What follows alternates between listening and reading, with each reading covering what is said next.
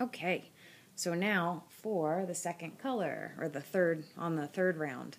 So I have my happy little circle thing with all my ends tucked in. You can see that there are 8 little spokey things in the middle. Double, triple, quadruple count the 8 little spokey things, or you'll just put in a lot of work and then have to rip a lot of crap out like I've done 17,000 times. So we start with this, and then we get our end of our white thread. So I'm going to put this spring down for a minute and tie a knot in the white thread, just like we did with the red thread. And this one's pretty easy. We're just going to do 3 double crochets and then a chain stitch in each spot all the way around. And there's going to be 16 spots.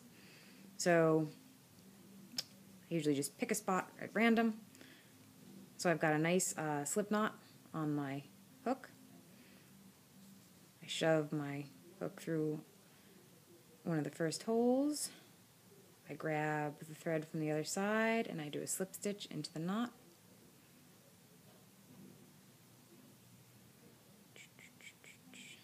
There we go.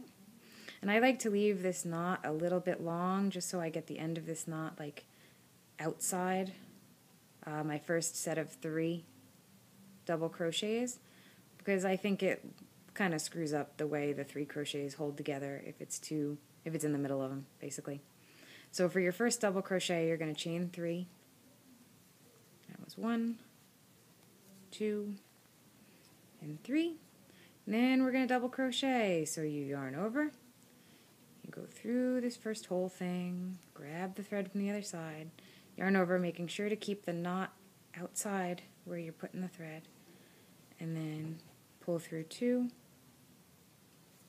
yarn over, pull through 2.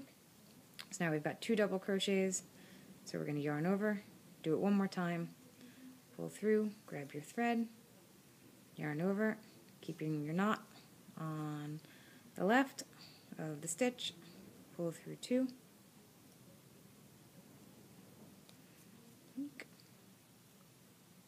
yarn over, pull through 2, and then we're going to add a chain stitch in to give some space for the next round to hold on to. And then we're going to do the same thing in the next hole.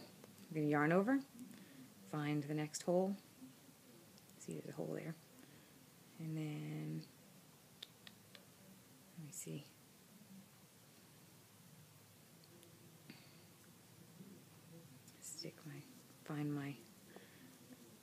pull the thread in from the other side, pull through 2, yarn over, pull through 2, yarn over, get your thread from the other side, yarn over, pull through 2, yarn over, pull through 2, chain stitch, no wait, we got a third one to do, yarn over, get your thread from the other side, yarn over, pull through 2, and then pull through 2, and then another chain stitch. Just as an aside, these little 3 things with a chain stitch in the middle is the only grouping needed to make those granny squares. So this is just basically a modified around a circle granny square instead of a normal one that's in a square.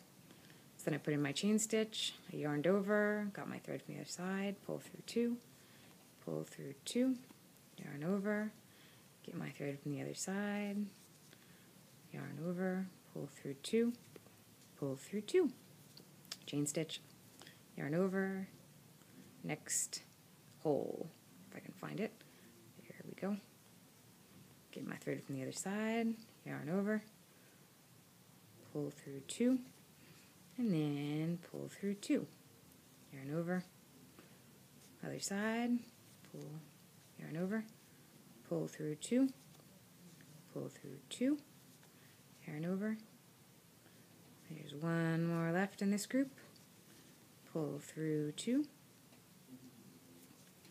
pull through 2. And so you can already start to see that this is starting to have this characteristic star pattern. It'll look a little bit better when it's all done and the things are sewed in, but you're starting to get that pattern that looks kind of like the flowered thing. So I'm actually going to put this one down, leave myself a nice big loop so I can find it when I come down and pick up one that I've already got done so that we can move this fun video along. So now this is what it looks like when you finish that round. And I've still got my 2 threads stuck out. So once again, I'm going to get my tapestry needle, put it under there, get my thread on the needle, and again, your last round's gonna make this outer edge a little bit more conspicuous than the ones before it, since your next round's just going to provide the structure for inside of the flower. I'll show you an example of what I mean.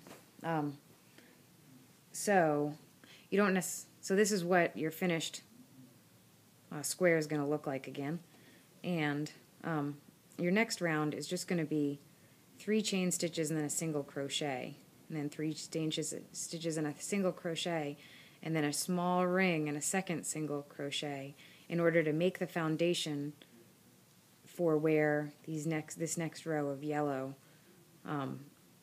is going to hold on to. So basically, like in the middle of this thing here, there's just a chain of 7, there's 7 chain stitches, and then a second single crochet holding it into each one of into the gaps in between each one of the single or the 3 double crochets that are in this third ring.